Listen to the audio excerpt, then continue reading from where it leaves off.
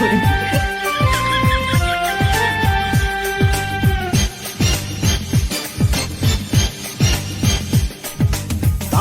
নিলে নাকি ভালোবাসা হয়, তাই তো তাবিজ নিয়েছি গলায়। তোর মতো পাগল দেখেছি কত, রাস্তায় ঘুরে শত শত।